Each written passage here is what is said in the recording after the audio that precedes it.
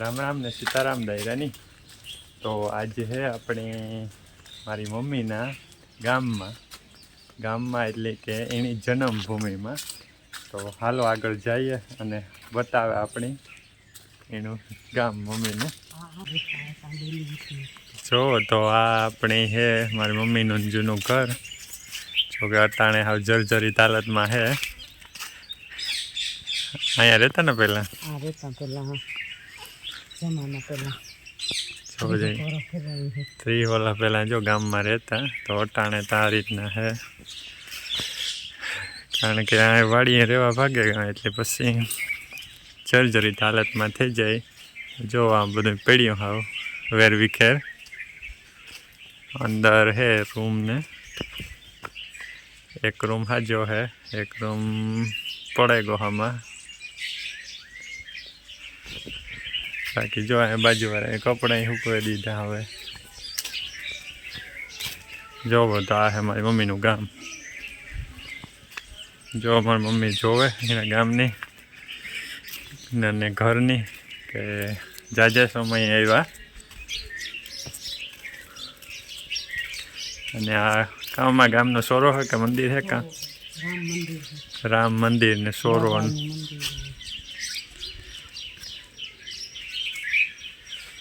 તો તમારે પહેલાં આવતો કે આ ત્યાં પછી તમે રામ મંદિર હતું, દાદાનું મંદિર તો હતું પહેલેથી.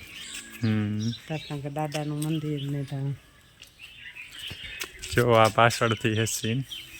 પાછળથી તો રેડી હે. ઉપરથી એક રૂમ ને પડે ગયો આમાં કાં પેલા 30 વર્ષ થઈ ગયા ને ત્યાંથી ગામ વાડી ભાગે કાંઈ રહેવાય નહીં. બહાર ગયું ને તેવી તો પછી જોવો જઈને દેખાયા હતા. અંદર તો ઓલી ગમતી તને જ જવાય.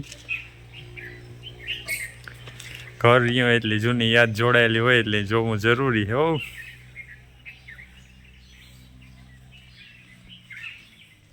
કારણ કે ઘર તા ઘર હે એક આપણું. અહીંયા કેટલા વર્ષ માર્યા હતા? મોટા નાના આવતા નથી, મોટા થયા હતા 20 વર્ષના થયા હતા હું ત્યાં રહ્યા હતા. પછી વાડી વ્યા કરતા એટલે તો મકાનની 50 વર્ષ થયા કહેવાય ઓછામાં ઓછું. આ તો 50 વર્ષની આયુષ્ય હોય એનો ફેટ ને એ જ ને. અટાણે આ બાજુ ત્યાં પારવા રહીએ ગામમાં. બાકી લગભગ અટાણે તો બધી જગ્યાએ આમાં વાડીઓમાં વધારે થયો રહેવાસ. ગામ ત્યાં મીડિયમ હે એટલે એમાં પારવા રહીએ માણસ ને અડધા અટાણે અમુક વાડી રહેવાનું વધ્યું અટાણે ત્યાં એ બાજુ નીકળે ગયા.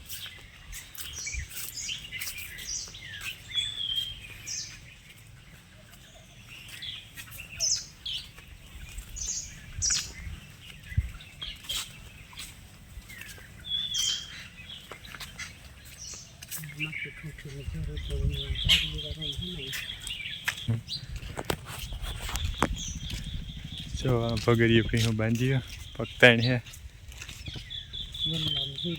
ઓલાનું હીરું સારું હે.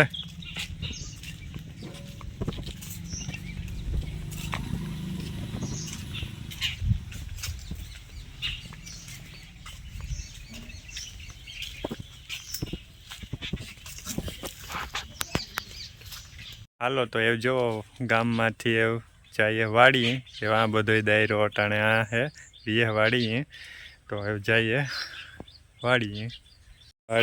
બધી વરસાદને લીધે જોવો જોઈએ ધોવાણ ત્યાંથી આમાં. તો હોન્ડા રાખી દીધું આ બાજુ સાઈડમાં. ધીરે ધીરે હાલતા થઈએ. આમાં હોન્ડા હાલે ને અટાણે રસ્તાનું જોરદાર ધોવાણ થઈ ગયું વરસાદને લીધે. ને જો હવે સામે દેખાય મકાન હવે મામાના. આ હે માંડવી મામાની.